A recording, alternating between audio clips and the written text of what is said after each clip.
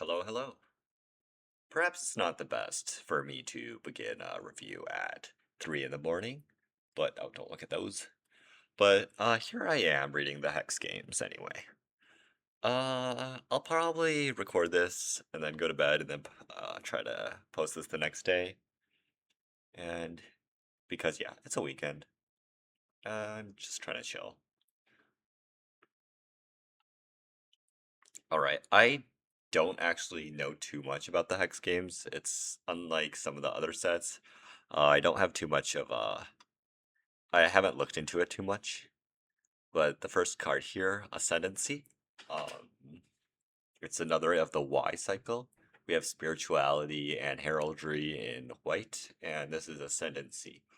I think I actually do like the Y spells, triple mana Y spells, featuring white creatures instead of white spells.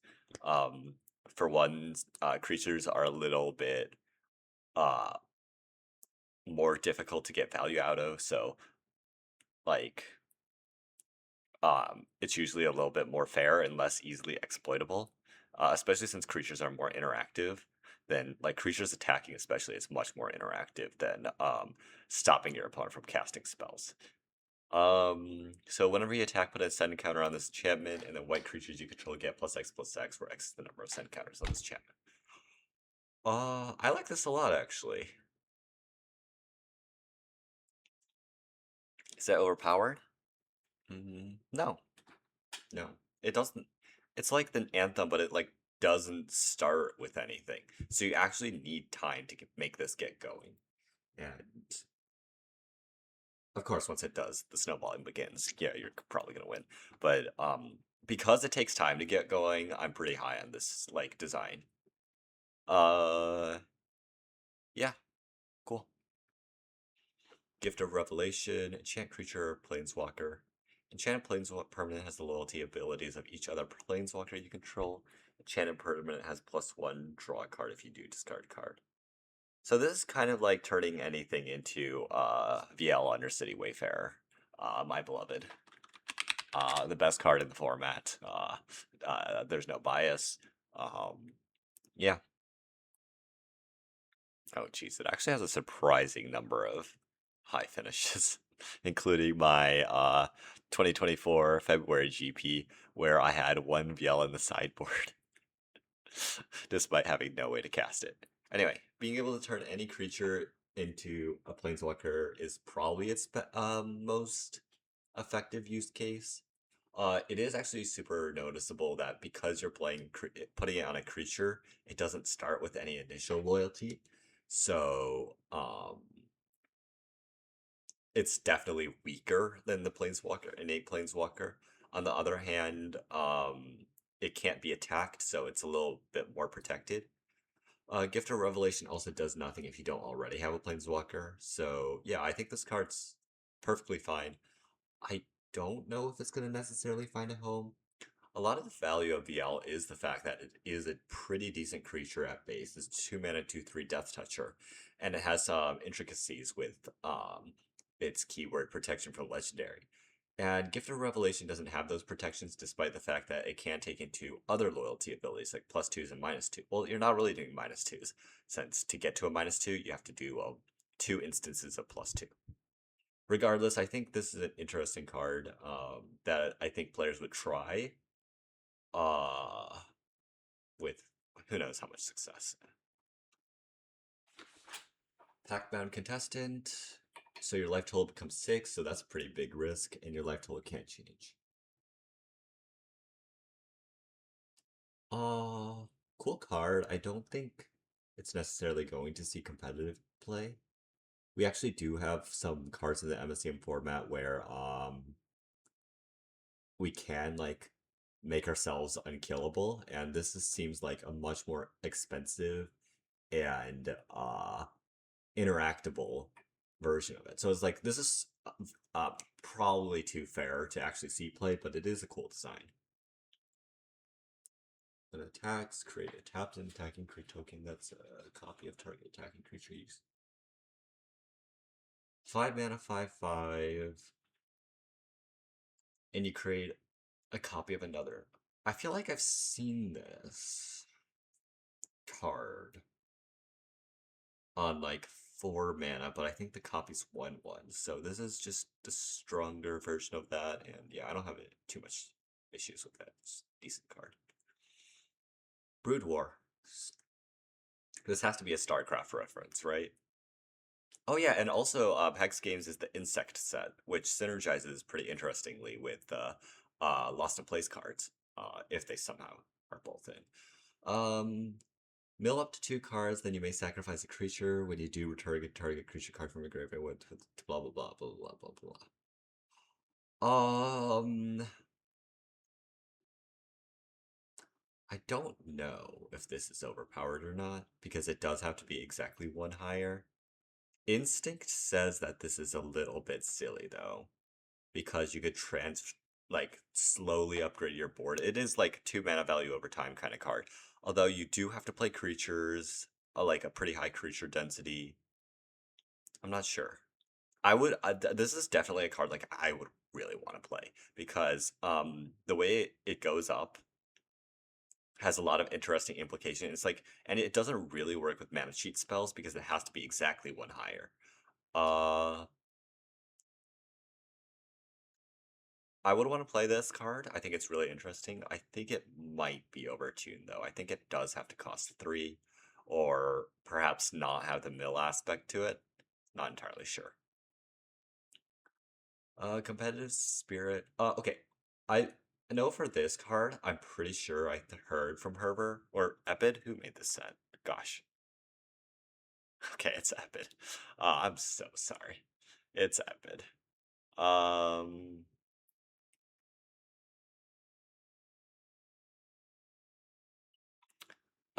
it actually you get 3 counters instead.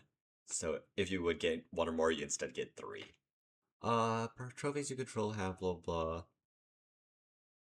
Okay, so the compete mechanic I'm actually a huge fan of.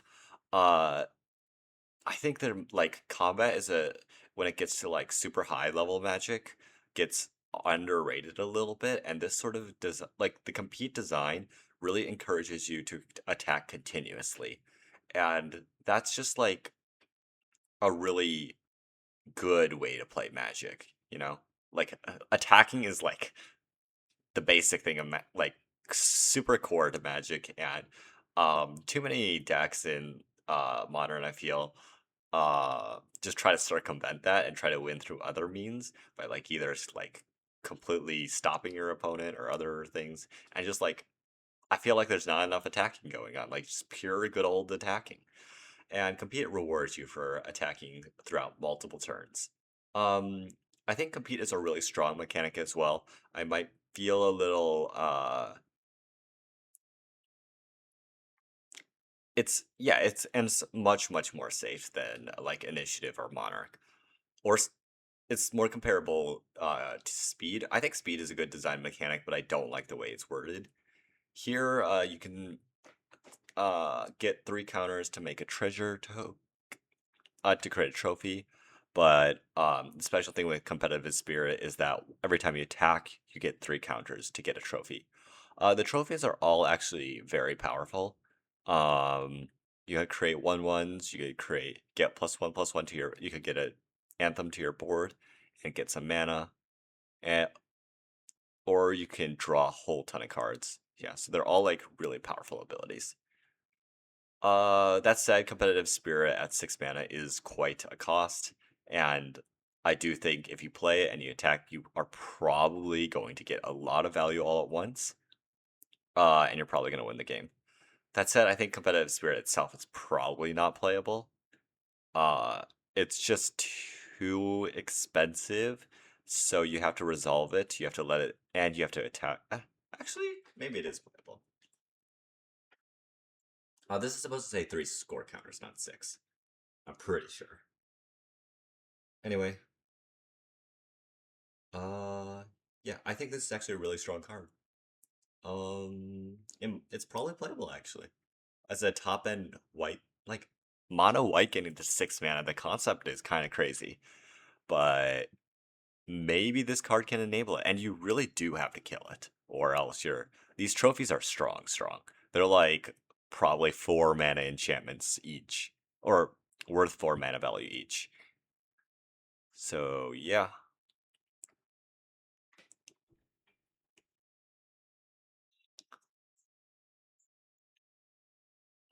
huh?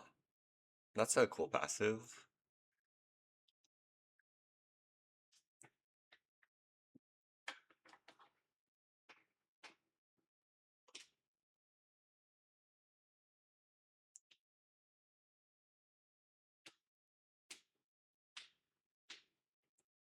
Neat.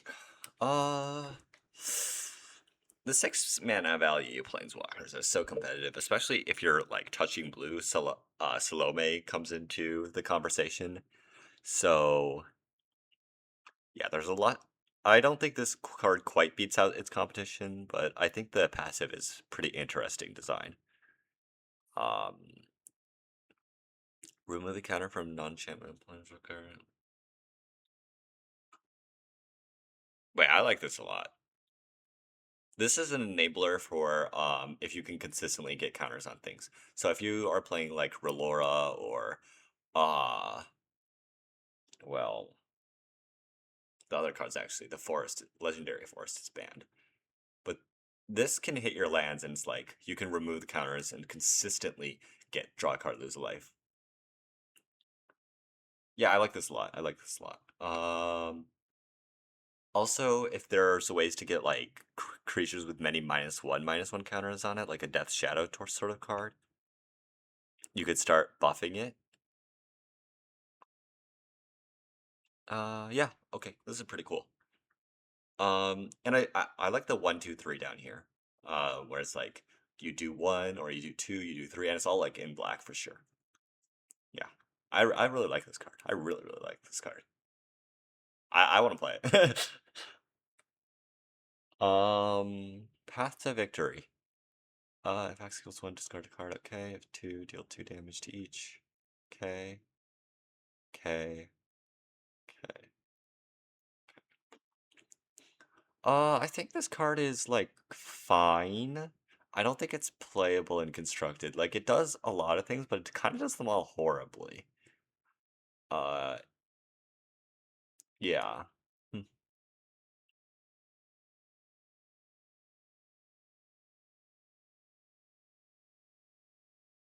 I wonder if there's a way to make the X equals one X is one ability some text that actually includes the number one, and same for three. I guess it's a discard a la carte, but the draw two cards is like some dissonance. X equals three. I don't know, like destroy. I'm not really sure. Maybe there's some tinkering to be done. Maybe like deal 3 damage instead. Uh, yeah. Glimpse of Greatness. Look at the top X cards of your library. You may put a colorless permanent card and a card of each color from X. Put the rest in your graveyard. Is this good? Let's say it's like X equals 4 or X equals 3 is probably more realistic. You look at 3 cards and you can put up to 3 of them with mana value 3 or less. Okay, actually, it's probably decent. If you really can get that multicolored deck. That said, having 2 greens as part of the pip cost is probably a constraint. I wonder if you can get rid of XG. I'm not. Probably not. Probably not. Yeah. This is probably as strong as you can make it. Um, but yeah. When it enters, tutor for a battle. When it attacks, you may put a battle from your hand onto the battlefield if you're not defending that battle. Oh, battle cheating? Ooh, battle cheating. This is strong. This is strong. Is it a power issue? Well, let's see. I will look at the battles in the set. Uh, but for battles that are in it, the highest mana value is 5. Well, you won't play this with it. Is this card okay? Hmm. I might feel slightly more safe if this said like deals combat damage to a player. But like this is probably okay actually. We don't get a lot of battle synergy. It's like battle's not that popular of a card type. But this one might be okay. Oh wait, no. I could see it having a really strong combo with Kane Rising though. Like you grab it, you grab Kane Rising, you get two more, you tutor for more battle. But it's not like going anywhere. The battles aren't going anywhere.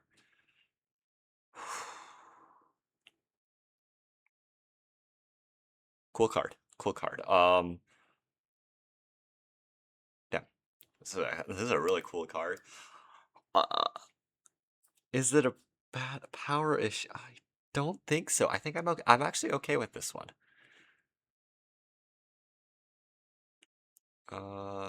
If you would choose one, you may have a chosen move be return a card named Afterthought.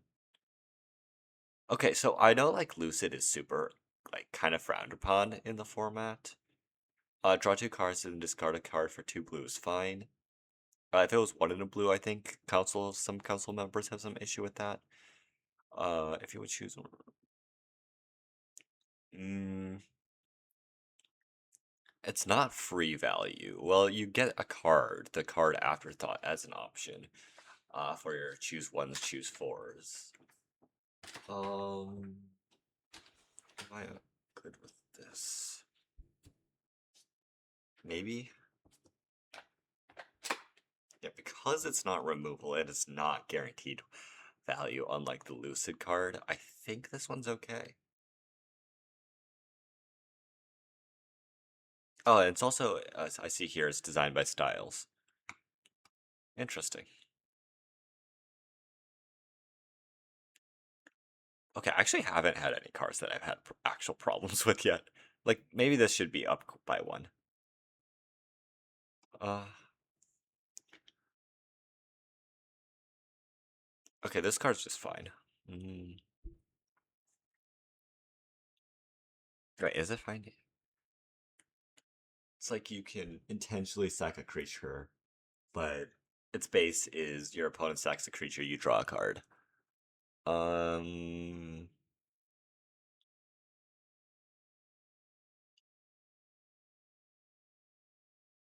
yeah, that's fine. That's fine in my book.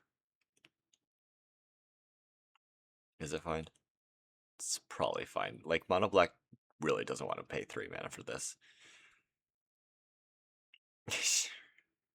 I feel like this is forced fruition.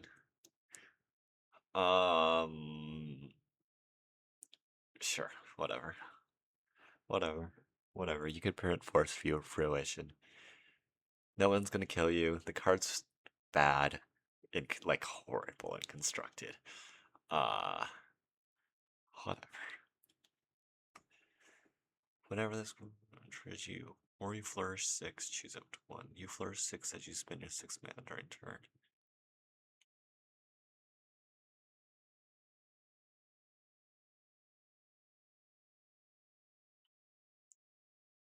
This is potentially a lot of stats, right? Because if you do manage to spend 6 mana, you are getting like 9 with quotation marks around it worth of stats.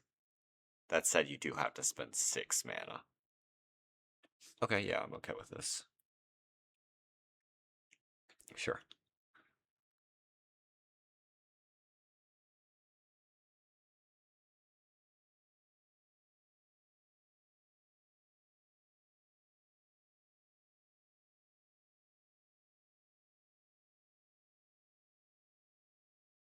Hmm,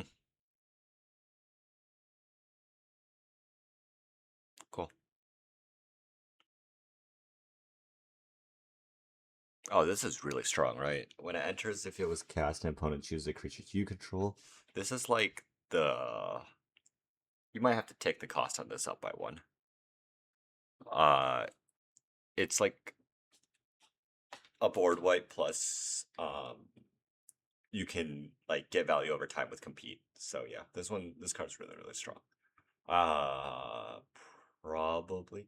It's really hard to call a 5 mana card like a power issue if it doesn't like combo with the taco. So, but I think this might be one.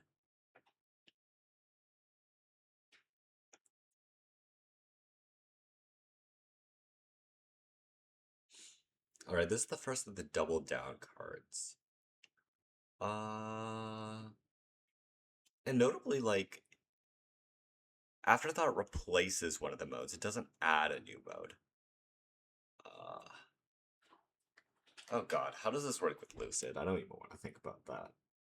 But, well, double down cards are so expensive. It's fine. Yeah, I'm okay with this. This is totally fine.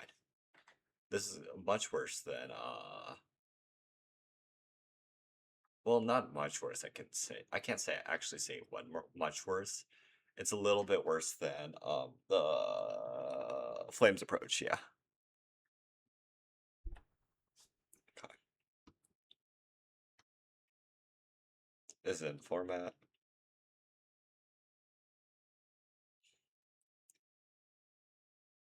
Like, this card's just, I mean, it's another, this spell can't be countered. It's a anti-control finisher. I kind of wish there were fewer blue pips on it, so it would be a little more flexible. But that's, like, really nitpicky. I think it's perfectly fine as is, and I love the melodic art. Wait, this is a, okay, yeah.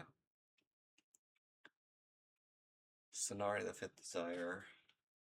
Wait, is there like a Sixth Sense, fourth season, third charm? Is there a one?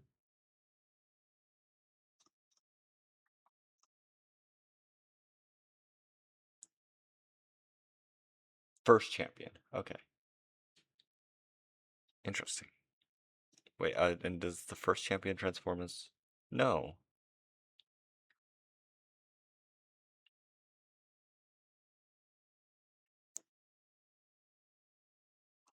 Oh, this is two color archetypes, right? Yeah, this is two color archetypes. Okay, cool. Anyway, Sonari the Fifth Desire, where are you?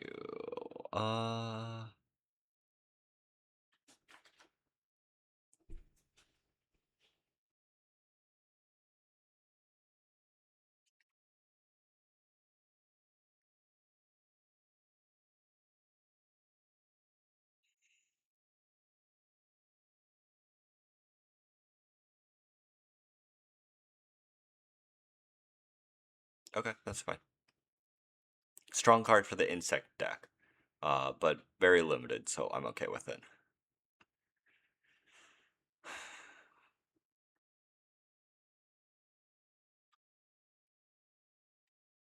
Is it like World? World Mind. Okay, cool. I guess the idea is like when you transform it, they're like OP versions of themselves, like anime protagonists with plot armor.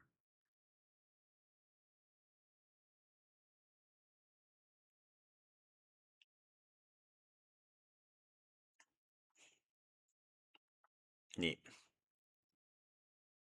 Oh, I actually really like the way the transforms text here also enables the card spot previously exiled.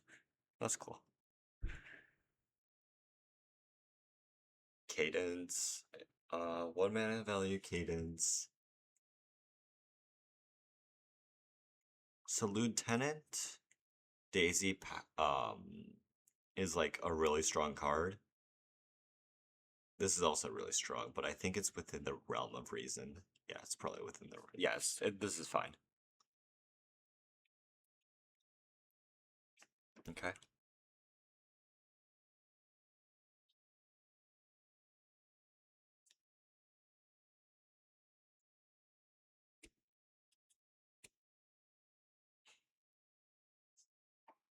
Okay.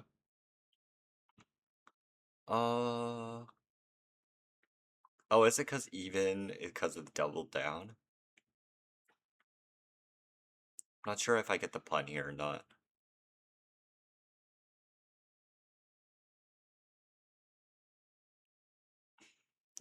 Yo, there's two spaces before the word create.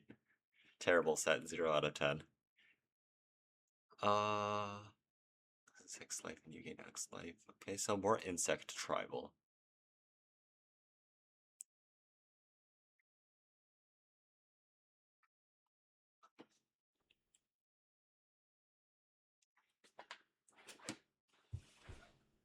Gosh, this card's also like so slow. It's fine.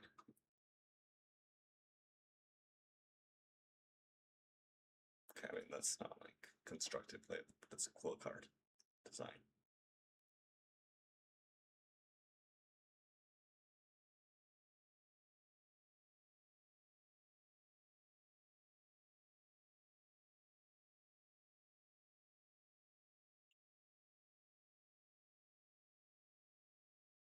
This is interesting sideboard tech. Like you only play it if your deck is running the same colors as your opponent.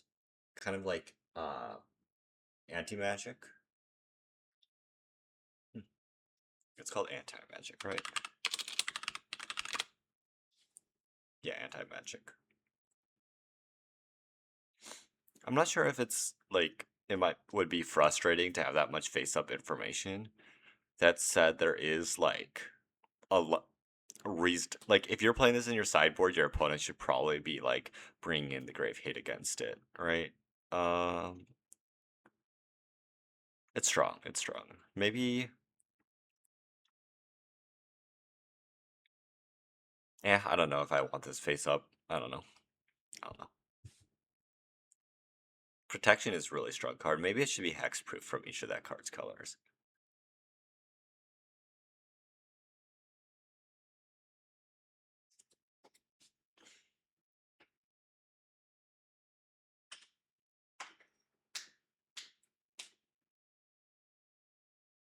This is just Narcissus reversal, right?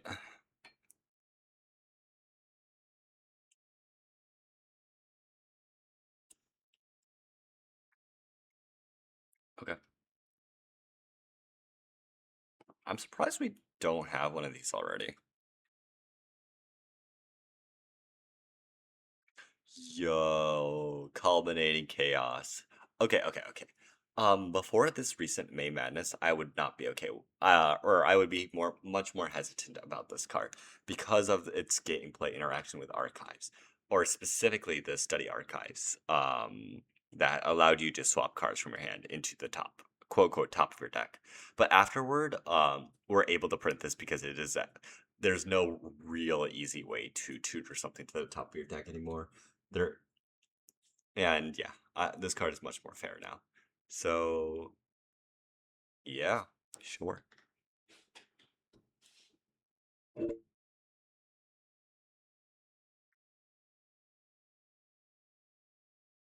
I think it would be cool to have a culminating chaos deck. Maybe not the best gameplay pattern, but I've been trying to make it work for a really long time, and even at the end, it really didn't. Was not too good. Okay. Are there any silly activated abilities that I should be wary of?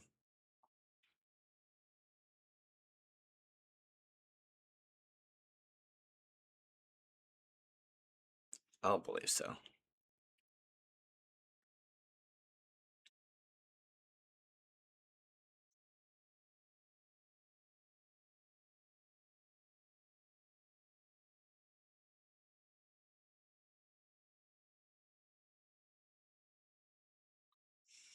This seems a little underpowered. Oh god, mirror match. Uh, very funny card. Very silly card.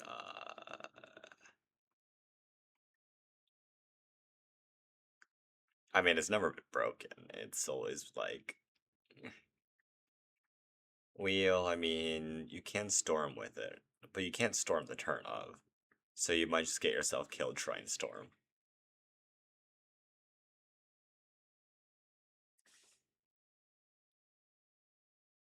This last ability can probably be like 2 in a black, 1 in black even.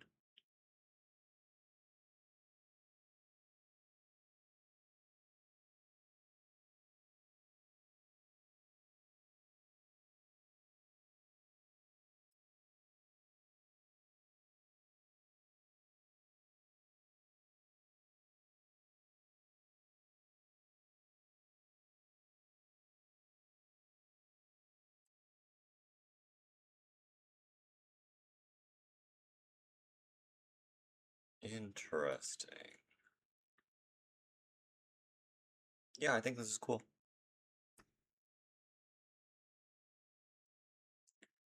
Yo, yo, yo. I want this. I want this. I want this. I want this card to happen. I want this to happen. Guys, can we make this happen?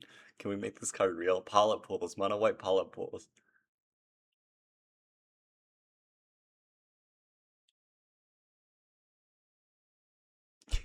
Please make mono white polyp pools. Like I want to swing, pay the white, and then get my polyp pools online. That sort of consistency. Is it good? Actually, maybe it might be good. Actually, can we have this, please, for the polyp pool players, please? You don't understand, guys. Mono white polyp pools. I've been wanting to play this deck for so long.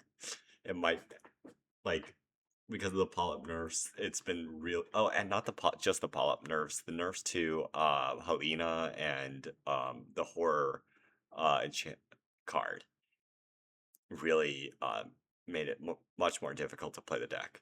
That said, we did get Helgard. Well, Helgard's just a generically insane mono white card.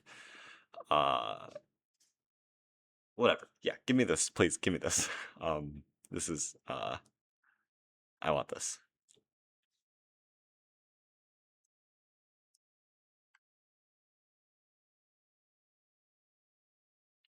Oh,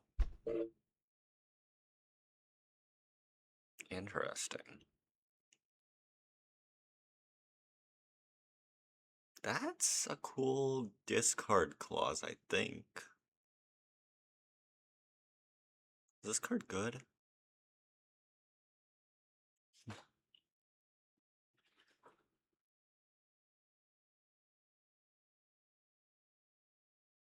Oh, I remember when Hex Games was revealing, Living Infestation was the card given to me for me to reveal. And okay, I do think Mono Black Trample is a little bit weird, but this is a really decent card, I think. Because, like, what are you gonna do? Burn it? You have to have the kill spell. There are a lot of situations where you can convince it to take damage, and it really and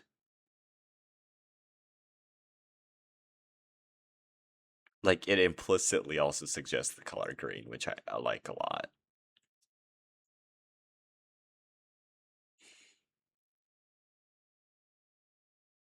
What is the blue?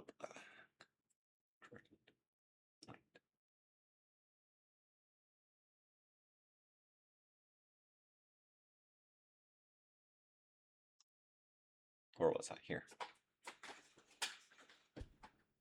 I should probably actually just look at the archetypes really quickly. Okay, white black is like aristocrats.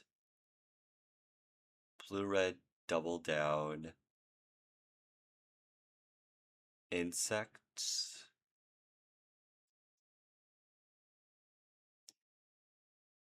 Oh, insects and proliferate. Compete. And flourish. Okay.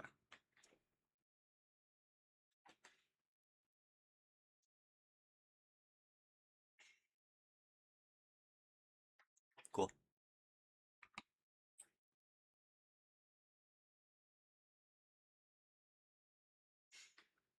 Okay, so if this is like in the format, it's instantly a staple. Is this a staple that I want to see? Yeah. Not staple, like this would be like one of the well, we actually do have the gain 4 life version. That might just strictly be better. And that card doesn't even see play.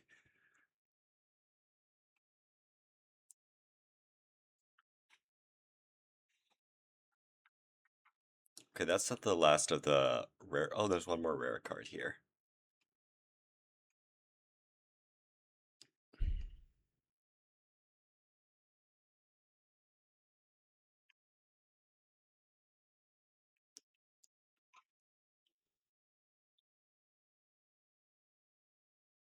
Hmm.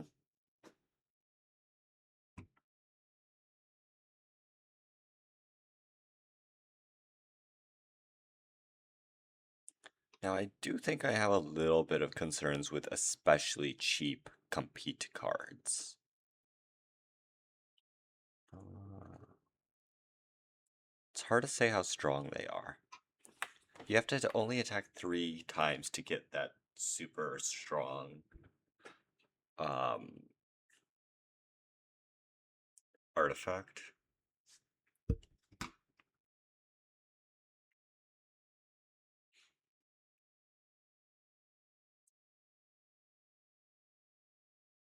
Well, 3 turns is a lot of turns of consistently attacking.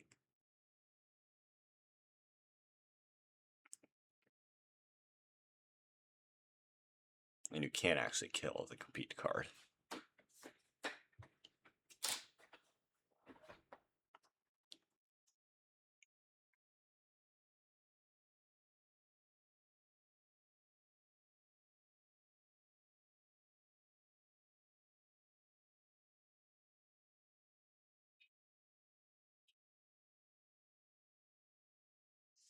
Interesting.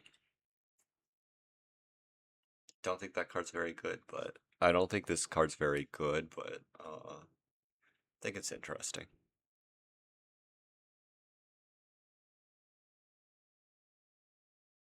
Okay, funny. Actually, that's kind of funny.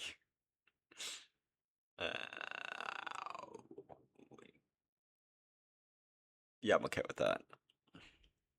This is cool, actually. This is really cool. I don't think it should be an uncommon, but it is really cool.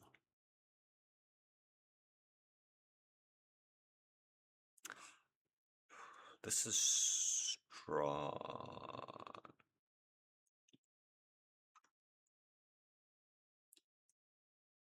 If you have a compete deck and you start attacking, this makes it really hard to stop you.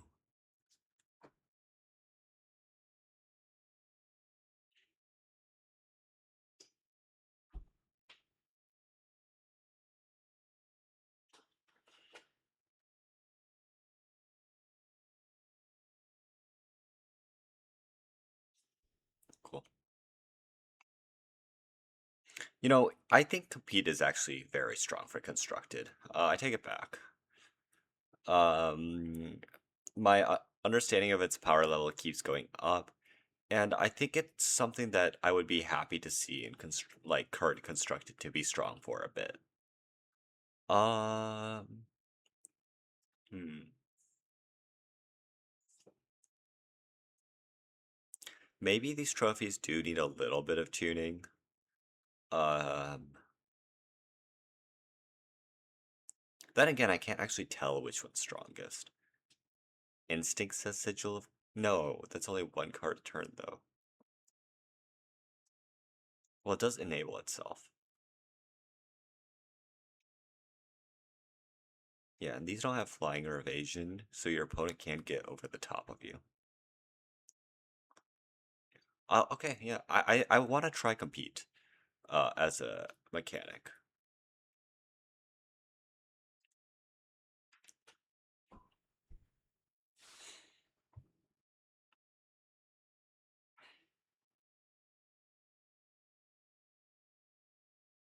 But is this good?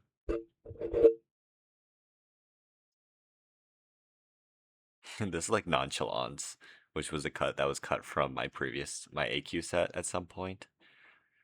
Um, unsure.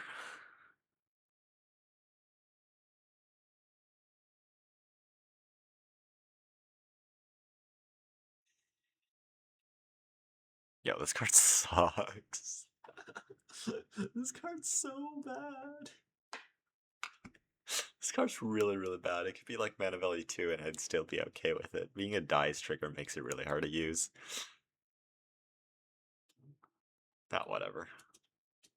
You could lower the cost of this card by like 1. Safely. 2 if you want to push it. Probably 1.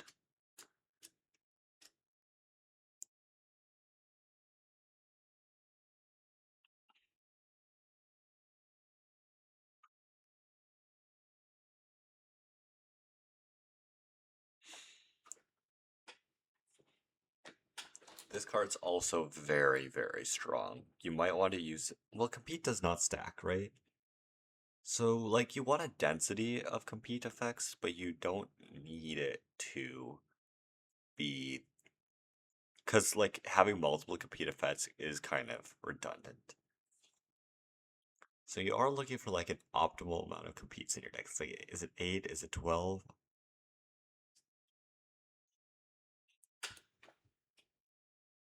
Not sure.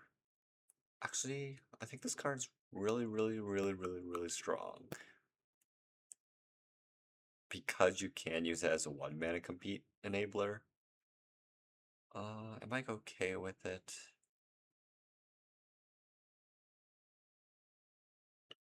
Like, you're swinging on turn 2, 3, 4. Sometimes your opponent just wins on 4. Yeah, I think I'm okay with it.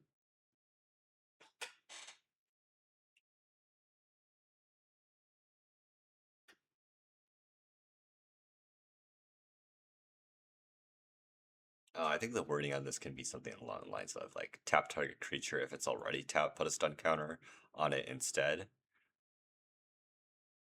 Just to avoid putting, like, a stun counter on an untapped creature for who knows what reason. It also seems like a really weak card.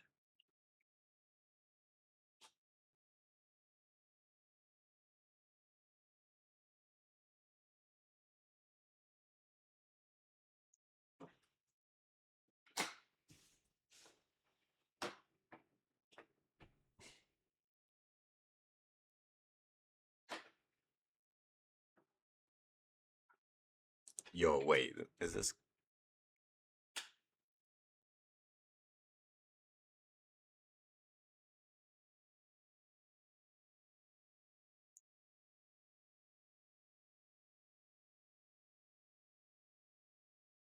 This card's good. Is it like... I'm okay with this card, though. It's like a very reasonable condition, maybe? Surely it's not just a... Actually, maybe I have to take it down. Docket. Well, here's the thing. If you have the ability to deal with this creature, you just allow it to get buffed.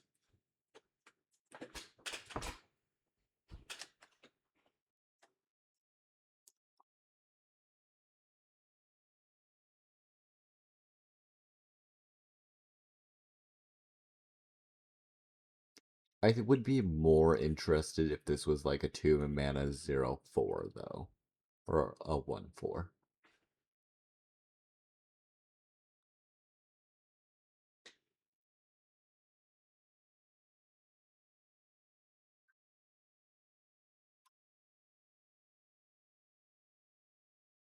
That's a weird trigger.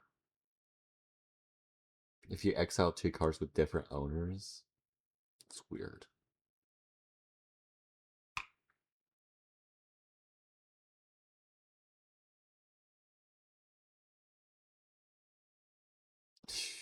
Sure. Not a huge fan of this art. Not really sure what's going on, but sure.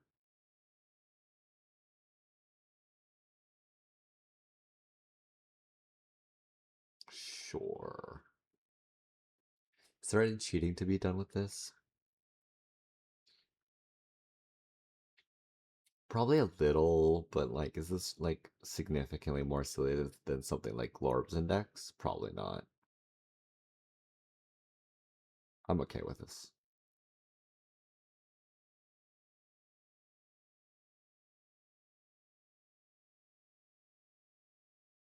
Okay.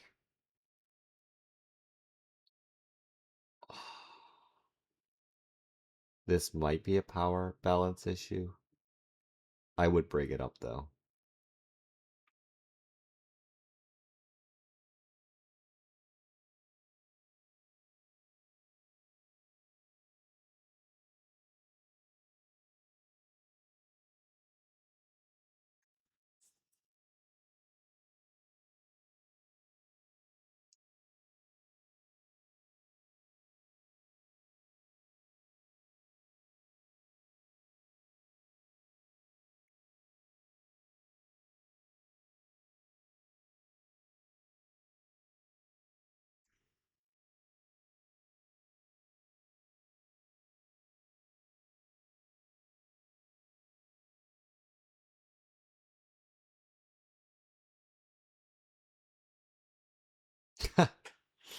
That's funny. You just exile a card from your hand. You can play it as long as it's exiled.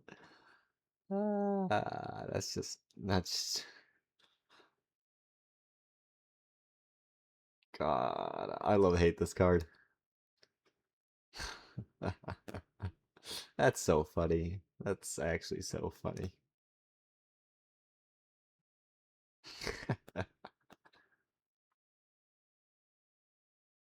Okay.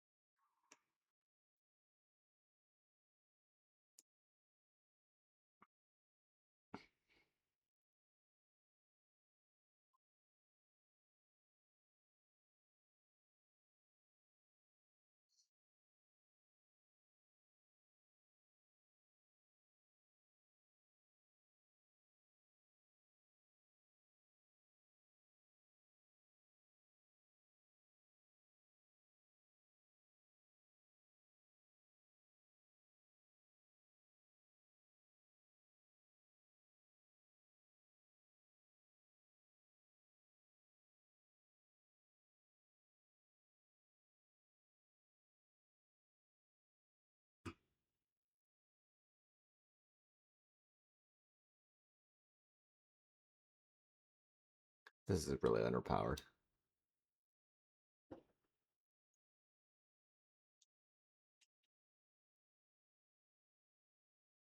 Well, I mean, for constructed, it's fine for limited.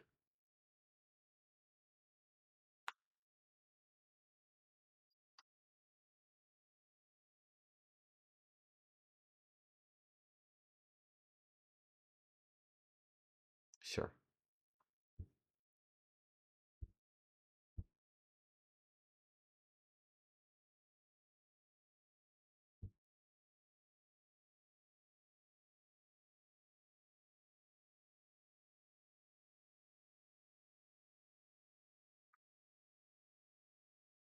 Ha ha, funny. Plan B.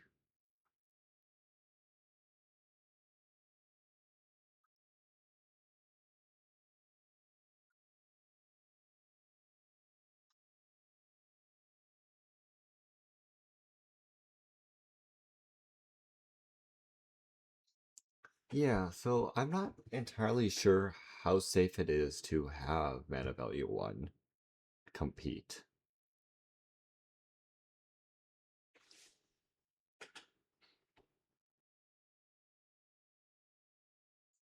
I'm fully aware that's not Monarch. It's like Monarch, but you get it like 4, 5 turns later, depending on the game state. I highly doubt you'll be able to get it all at once at 3. That's strong. This card might be overtuned. Like, you might have to do something along the lines of making all compete cards cost at least 2.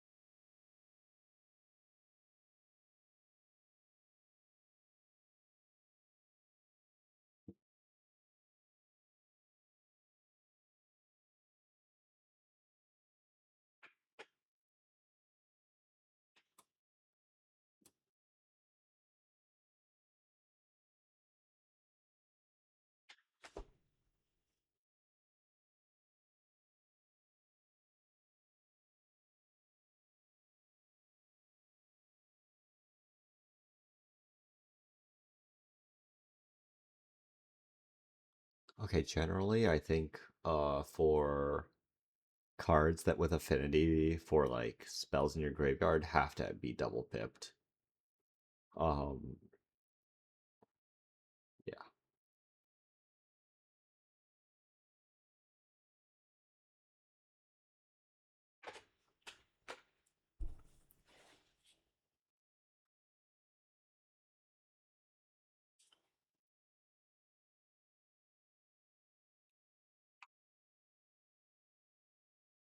This card's strong.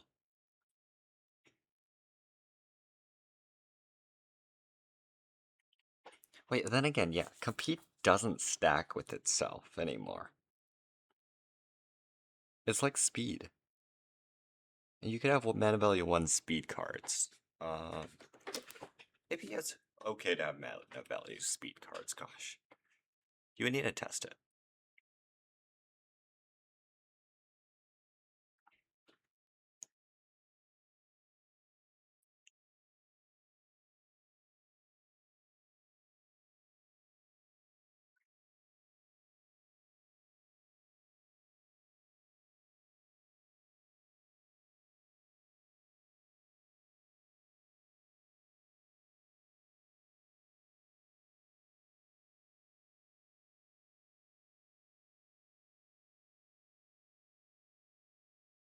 Does this need to be an enters or attacks trigger?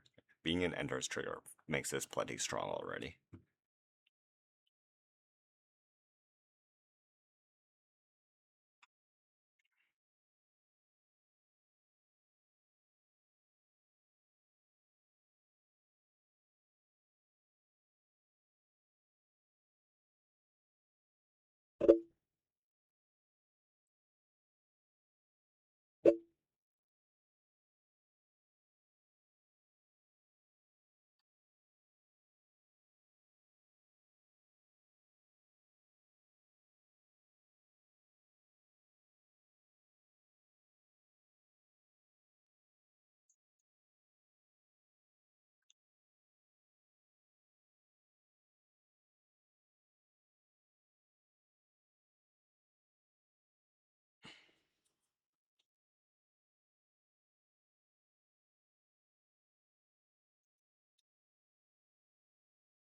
Sure.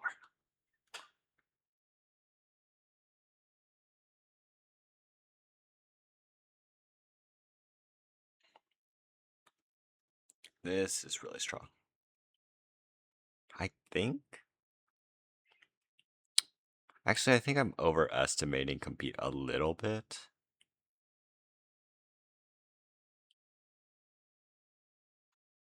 Yeah, I'm not. I don't. I think I don't totally buy mana value when compete, and compete is not like something you could just put on a card and expect it to like not do anything. This is like fine card at its baseline, and adding compete to it might push it over the edge.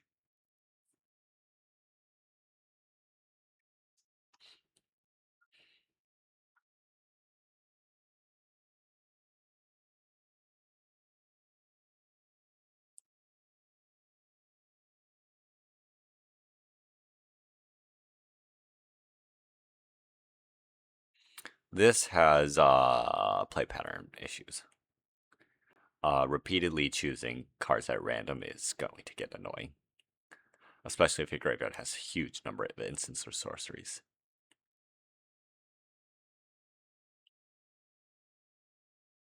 Okay. Wait, this is pretty cool in certain decks.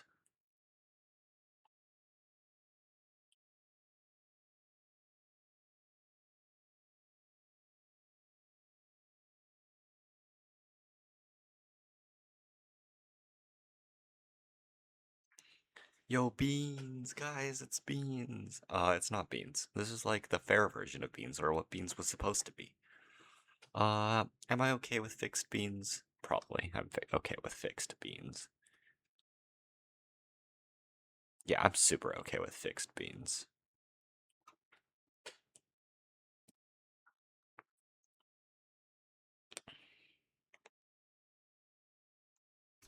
Am I good with fixed fatal push? Probably.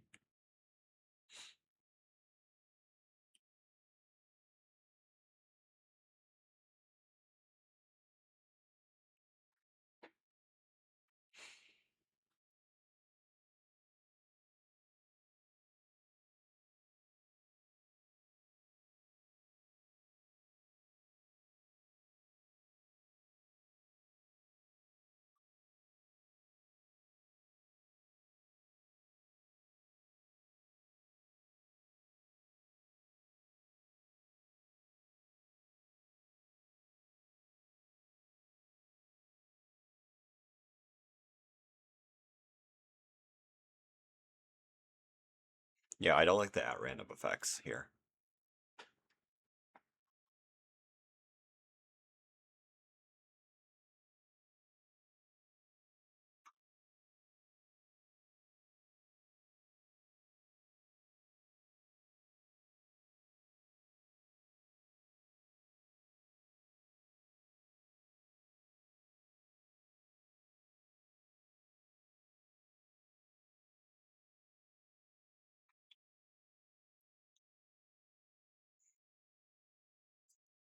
Hmm. Likewise, I don't think we can print this card. Is it okay?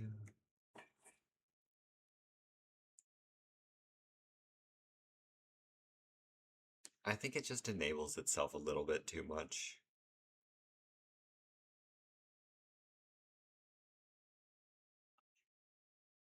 I think I'm a really big fan of compete, but this one might makes the compete keyword a little bit too free because it creates the two bodies on top of the compete enchantment itself. There's not really a good way to answer this at all. Um, and compete's not like I'm not sure. It's really hard to say judge the value of this type of card. Uh, my instinct says this one's overtuned.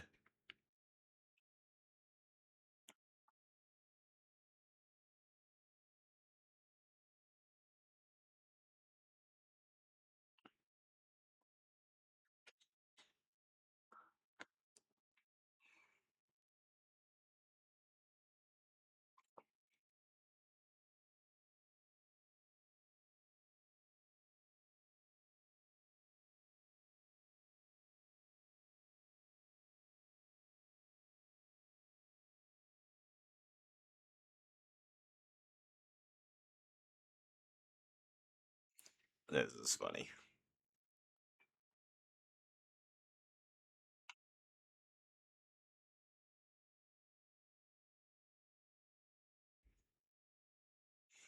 Okay, it really looks like. Oh, no, no, no, no, no, no. You can't print this. Wait, can you? Probably not.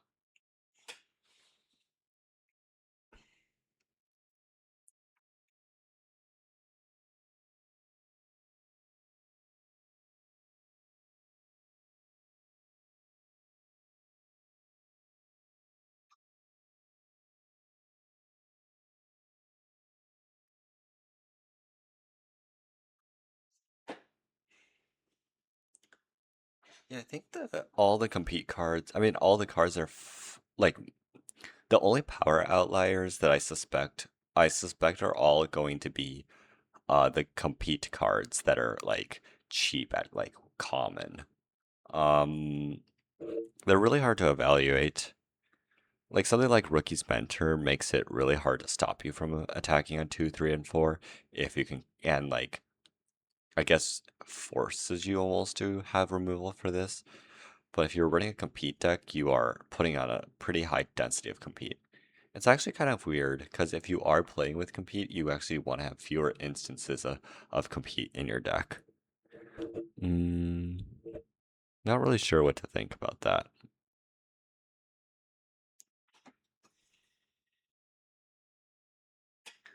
I guess speed is the same.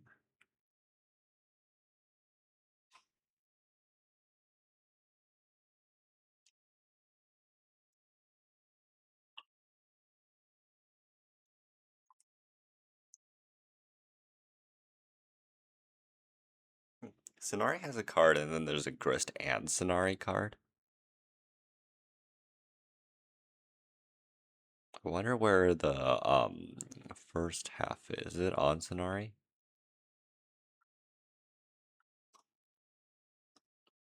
So somewhere along the way, Grist and Sonari like combined together and did something really cool. Cool.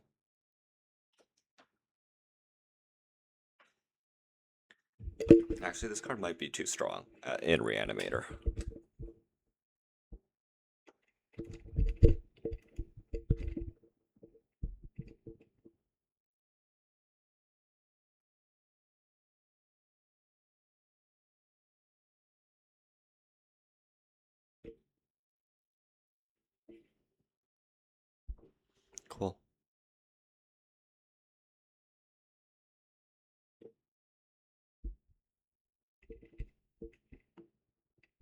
This is a League of Legends champion, right?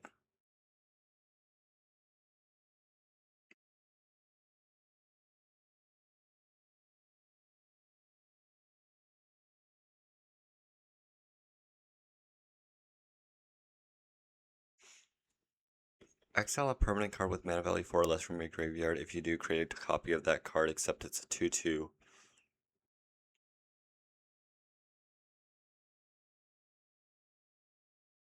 What is going on here? Create a copy? So you still have to cast the copy, right? You don't, like, get the token for free? What is going on here? I don't understand what's going on with this card. Or how it works. I feel like there's a typo somewhere, like it's missing a line of text. Because there's no way it's like you just create a token. Whenever it attacks, you get a free 2/2 to cast. Like a free 2/2.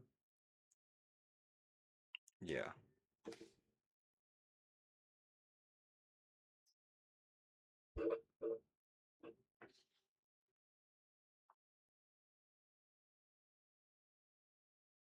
Funny. Is it good?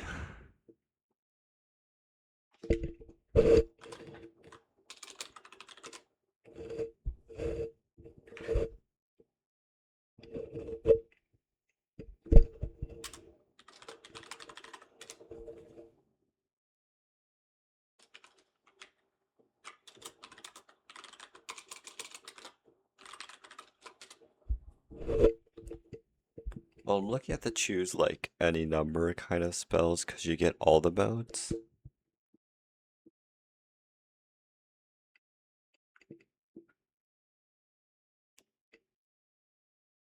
Yeah, I'm pretty sure in all possible cases, this card is going to be fine.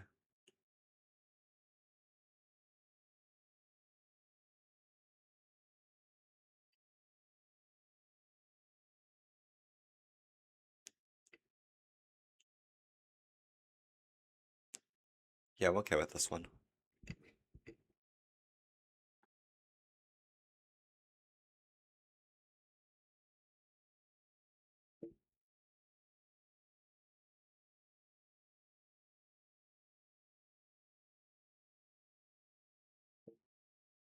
This is a strong synergy piece for the insects deck.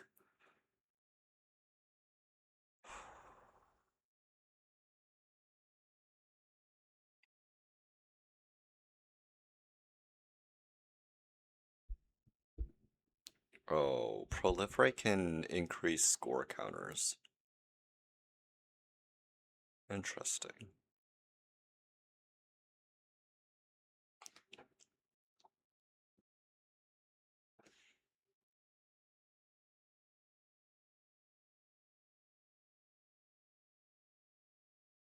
So this is like RFE, except when you flourish, you get an RFE again. At which point it's like, why are you RFEing? Am I okay with this? Probably put a warp. I don't think we want more RFEs in the format, to be honest. A simple change to this might be just making this 3 and draw 3 cards. Like 5 mana, draw 3 cards, and put a land into play. Um, yeah. When RFE had enough density with IDS, it was a little bit annoying. A little bit of an issue.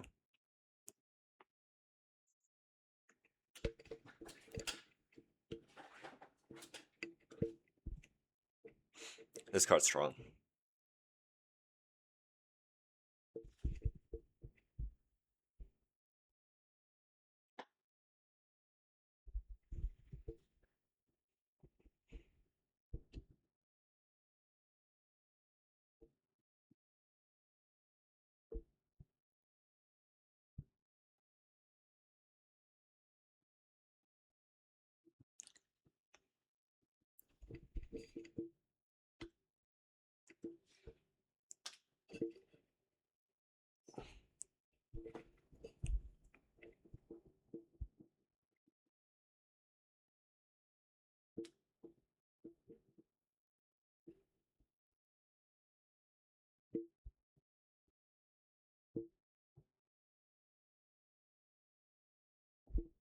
Milling 5 might be too many. You might have to limit it to mill 3.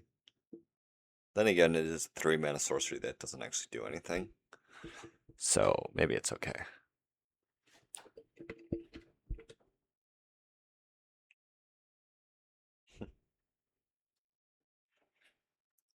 Okay. It's just bees from Hearthstone. Sure.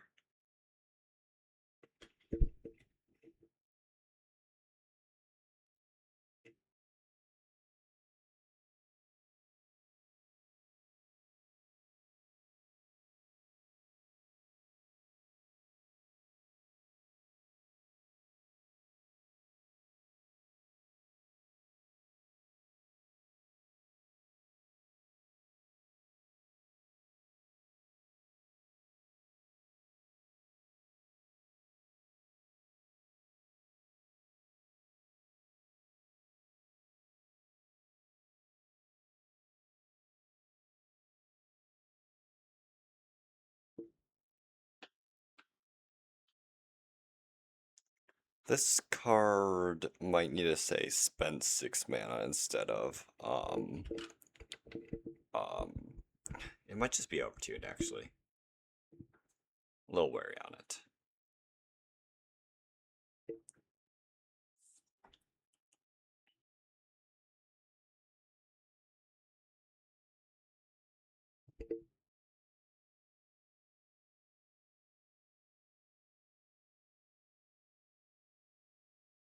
That's a lot of cards.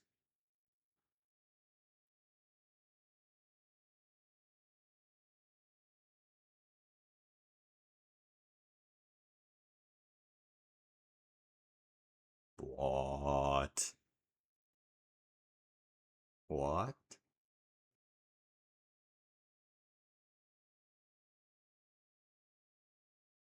Oh wait, but you are attacking it. So it's like you're killing your own board. Hmm. I don't trust this card at all.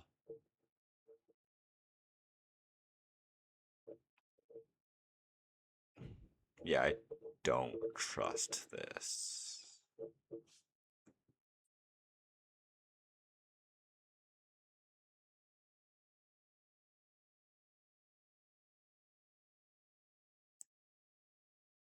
I don't trust this card. Warning signs for sure.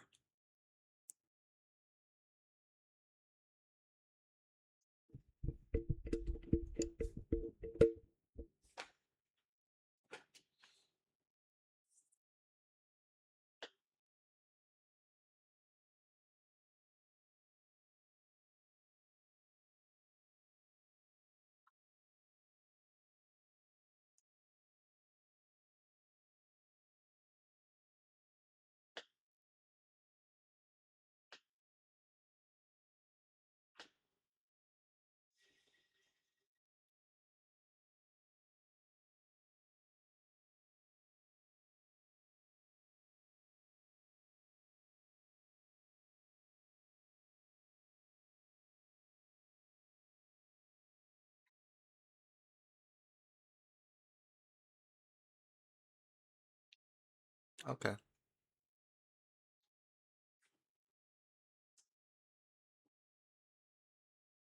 Okay.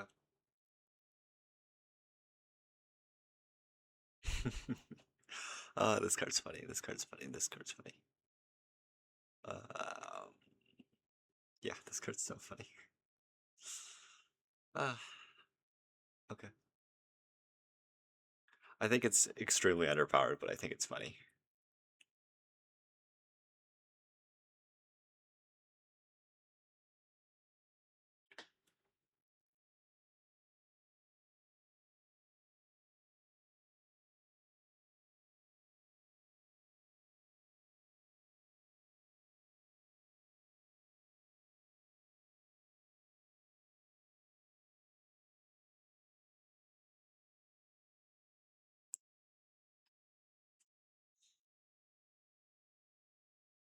Hmm. I think the attack trigger is a little bit fake. Maybe it's not. +1/+1 to everything is kind of a lot. Hmm, cool. Cool card.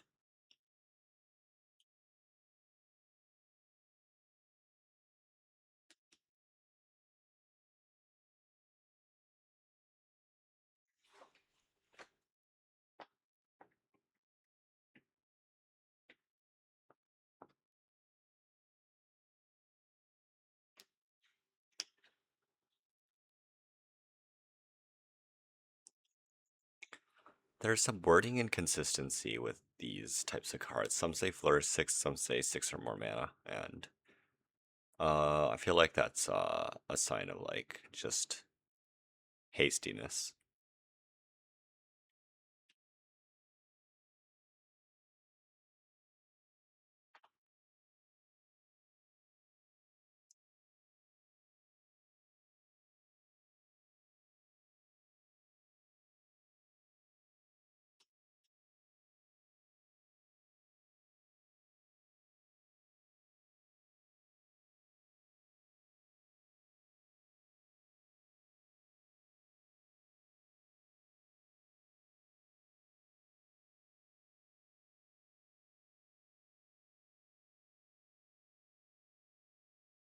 Okay, I probably don't have too much issue with most of these that were in the commons now. Uh, yeah, I don't.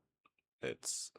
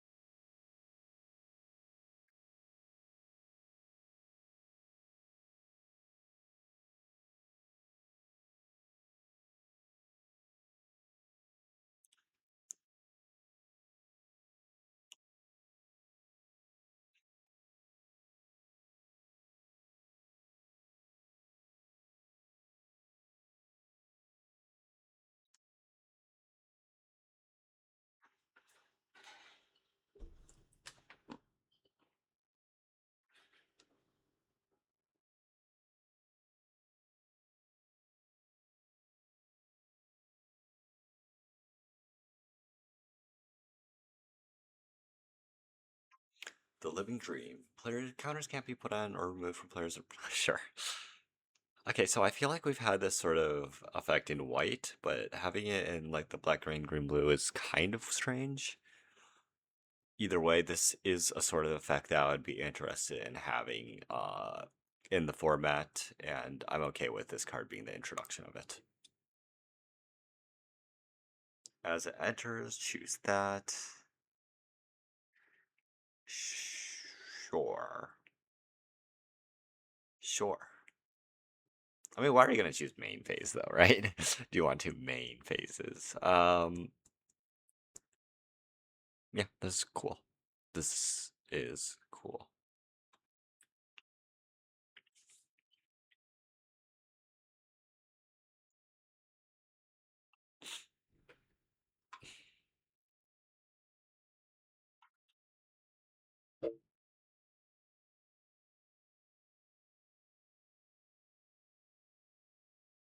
Oh. Oh. This is cool. This is cool. I remember the old Queen in Waiting was like really overpowered, but this one is really cool because it's 2 plus the sacrifices creature's colors. So if you have a like a mono-colored creature +2, you can get a mana value 3. But if it's like a dual colored creature +2, you could get like 4. There's a lot to think about here. There is a some 2 mana all colored creatures, so I guess you could get a 7 there, but like you are going to that's like a combo that's like kind of hard to get together, right? Right? Probably.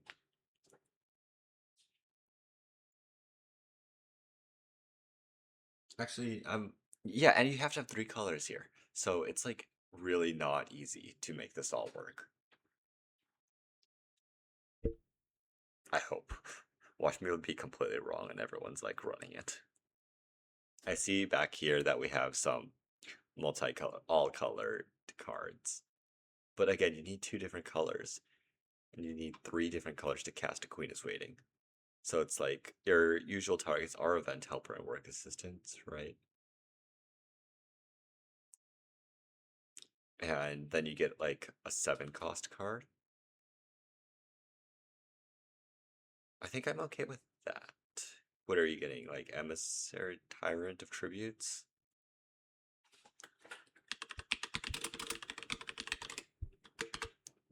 Or what's that Elder Horror called? Vadu? Oh, it's probably actually a problem if you get Vadu. Man, I wanted to like this card, but it's probably just a problem. You might need to increase the card cost might need to increase by 1. Unfortunate. Well, if it's like at 4 mana at that point, you might as well just be able to tutor whatever you want out, right? Uh, yeah, I think you have to be on the safe side. Oh, here's the first. Here's the first thought. Interesting. And then the world seed. Cool. This is a moth, not a plant, right?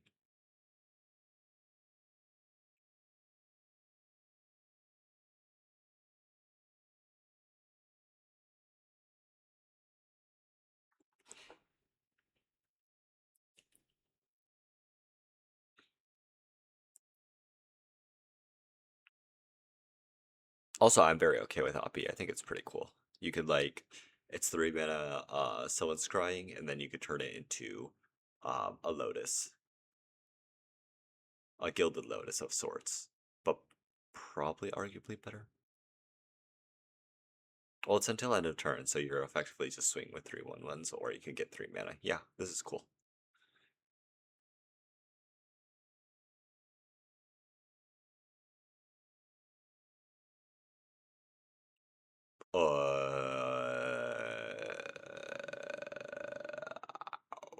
Okay.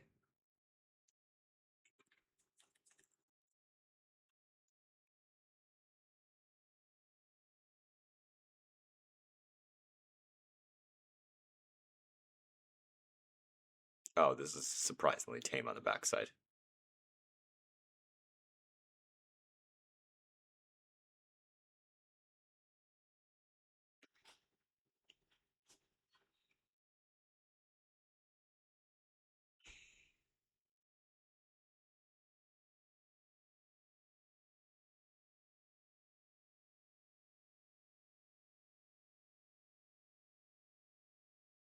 Okay, this is actually another one. So effectively, we're going to have full density of um 2 mana multicolored cards. I'm okay with that, but that means this a Queen in Waiting is going to have to be weaker. Um, yeah, just because the synergy between the two cards is a little bit too powerful to the degree that you can hard mulligan for a Queen is Waiting, maybe. And then you have some charms, Gift of Truth, Exonical.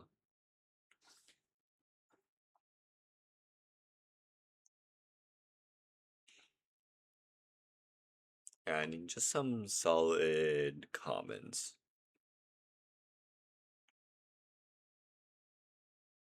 Oh, don't do this. Don't do this. Don't do this. Don't do this. Do not do this. Do not do this. Do not do this. Do not do this. Do not do this. No free abilities. Never again. We're not allowed to print more. Well, like you just don't print more, guys. Um these all look fine. Sure.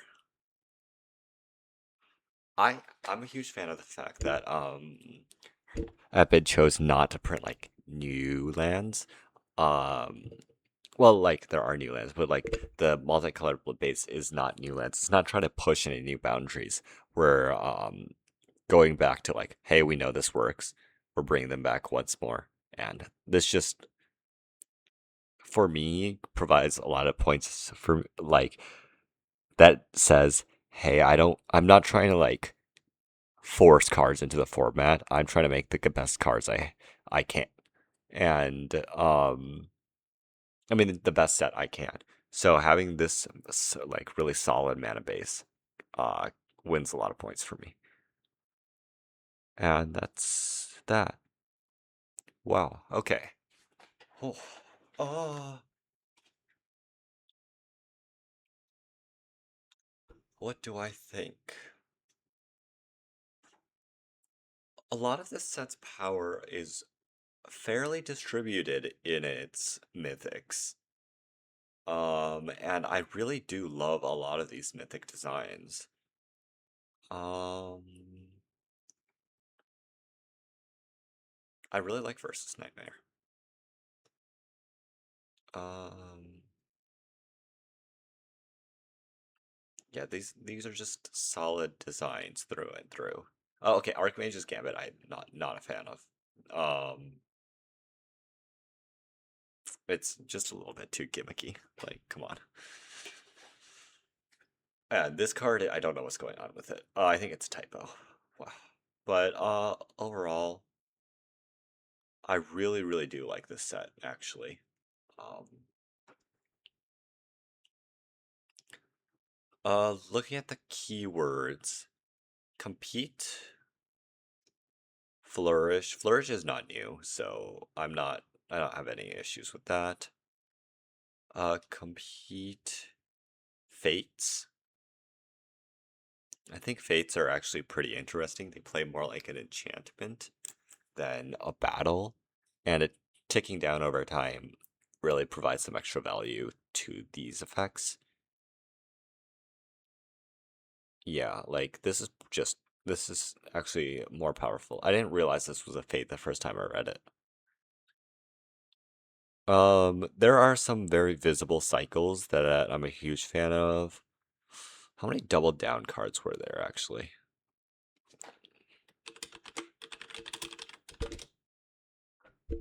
More than I expected actually. Yeah, all the double down cards are solid across the board. I thought I would hate them more, but they're okay.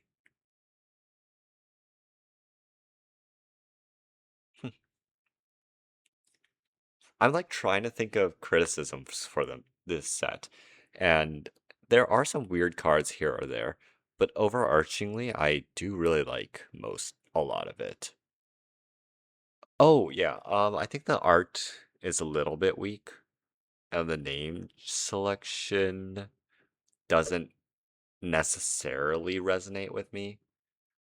Um, like what is melodic doing it? This, but it's like I understand that the character is just melodic, and I guess there are some planar shenanigans going on, right? We have Gift of Revelation, so it does seem like this is like a multiplanar competition.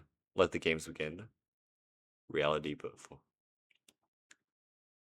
Oh wait, is this like so like the cube is like this like mysterious object? It's like when it goes through planes and once it hits something, there is the competition. Everyone's forced to compete in this competition. What is the prizes are the trophies, right? So it's like depending on how you do in this competition, you get various trophies, which are like powers. Okay, well, yeah, actually, hmm,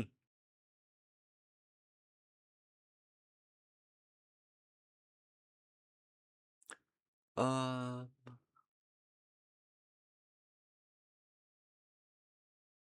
yeah, that makes sense. Actually, that makes a lot of sense. Uh, okay, now that I look at it again, I have a lot of I have issue with The 2 mana this card, Arcane Rallier. I have problems with this because there are trophies that you could just cast as a spell. There are ways to get trophies outside of compete, and giving all your creatures. Oh, it's other creatures. Okay, never mind. There's no issues with this card. Man, let me complain.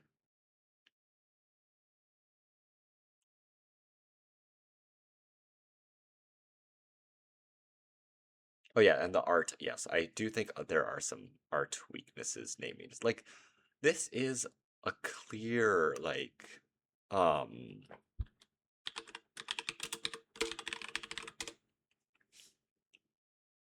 clear reference to forced fruition. But the name? Like what? Rebels of Influenced? Can we do something like forced exhilaration or something? You know, there's the name's right there. Like accept defeat seems kind of a lame name. So I do think the cycle here is nicely done. 1, 2, 3, 4, 5, 6, and then the backside is like the world. It's like what happens when they win. I just think that's so cool. And they fit the two color archetypes too. Like the front side builds into the backside for each of them. So I'm really actually really high on all of those. Um, yeah, this art is a little weak.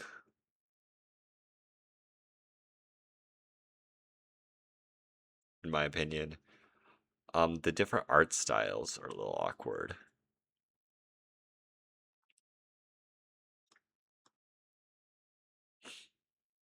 Oh wait, they make this event better than the last. To the other gods. So wait, let me. Oh, so they like turn into the gods? They are the gods? Like when you win, you become a god? And I guess there's like this competition and those are the winners. I see the insect god here. Oh. Man, I need all the story spotlight cards like side by side to get this story. Like I could get the bits and pieces of it, but like trying to figure out the chronological order given the way this is displayed, which is no fault to Epid. It's like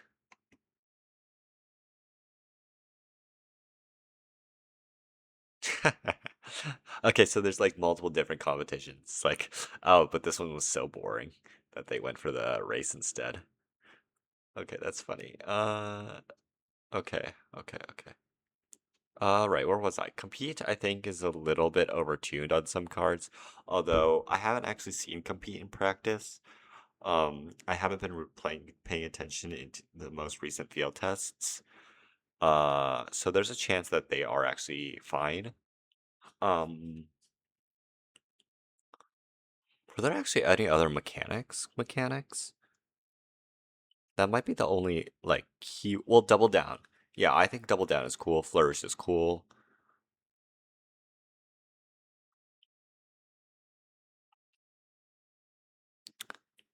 Yeah, I mean, I think the only complaint my biggest complaint is that some of the art and names aren't great, or I don't necessarily fit my style. Which makes the like understanding of, hey, this is all like one world a little more difficult for me. Um, but then again, it's like there's so many different portrayals of insect. Can you? Yeah. Okay, yeah, it's a pretty small complaint.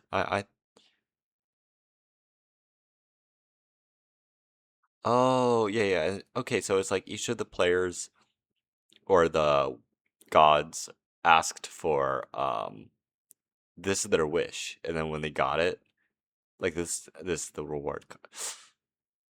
Like the more I read these flavor texts, the more I like start to get it. Don't print this card. Um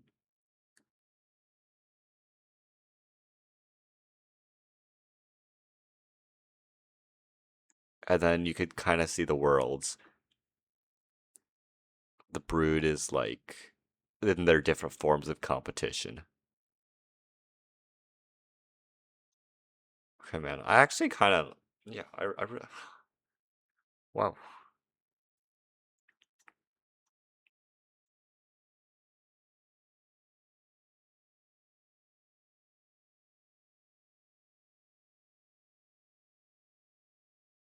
All right. I think I'm gonna call it here. Oh, favorite card, right? Favorite card. I need to choose something that's the favorite card. Yeah, there are a few power outliers here or there.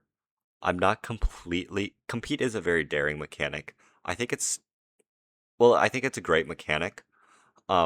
It's a little bit risky, and I think that uh, it might need to have a close eye or some like preemptive tuning to a lot of the compete cards, or maybe to tuning to the trophies if that's a direction that you might want to take. I'm not sure. There are like two cards with like random effects, random instant or source from graveyard. Please kill those.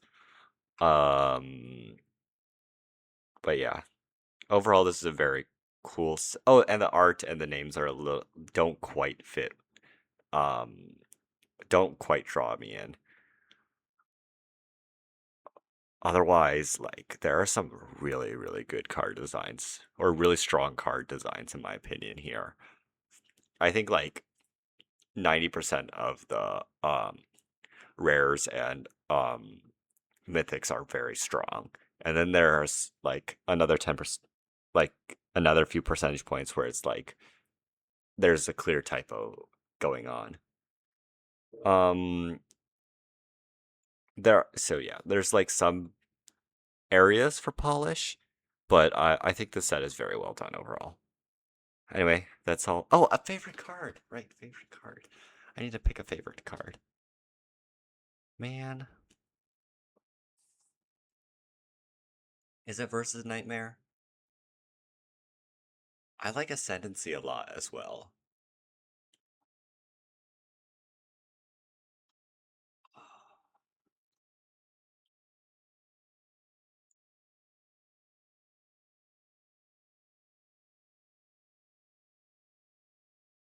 Oh no, no, no. It's that red card, the red uncommon. This one, this one.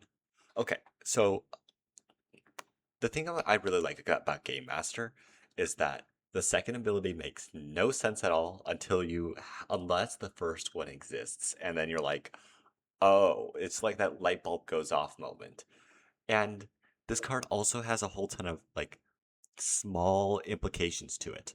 Like casting something from exile is casting from outside your hand, which triggers all your paradox abilities, and it also like can dodge like targeted discard effects or um like manipulate your hand size. Like this is a card that I would love to have seen in Lost in Place to enable that minimum one card in hand effect. And yeah, I think it's super fair too. And it also falls into like the temporary that power idea that Red has where it's like you can get mana, but only for like you could get advantages, but only for a short amount of time. So you exile the card, and you can only get that cost reduction while this card is in play. Um, yeah, I just think this is such a cool design card. Um, yeah. So yeah, this is my favorite card of the set, Game Master, which is uncommon. Usually, like if I'm gonna pick a favorite card, like the crazy designs are usually like in Mythic or like in the rares or mythics, but I don't know. Something about this uncommon card just draws me in so much. Uh, yeah. Okay, I really have to call it.